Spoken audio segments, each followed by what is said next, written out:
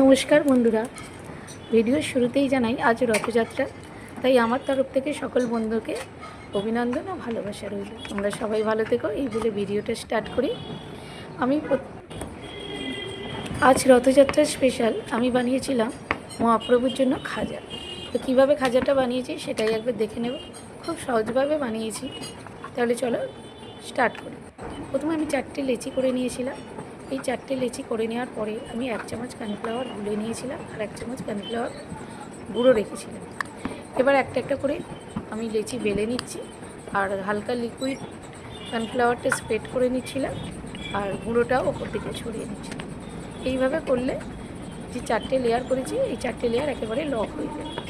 তো আমি 4টে লেয়ার বেলে নেওয়ার পরে আমি রোল করে নিয়েছিলাম। রোল করার পরে আমি ছুরি দিয়ে কেটে নিয়েছি।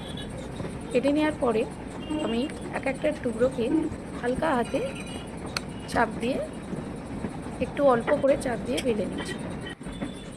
এরকমভাবে আমি সব কটা টুকরো চাপ দিয়ে বেলে নিয়ে আমি সাদা তেলে ভেজে নিয়েছি। তারপরে আমি চিনির সিরাপ করেছিলাম, সেই সিরাপে আমি সমস্ত খাজাগুলোকে একবার ডুবিয়ে নিয়ে তুলে নিয়েছিলাম। তাহলেই আমার খাজা রেডি হয়ে গেল।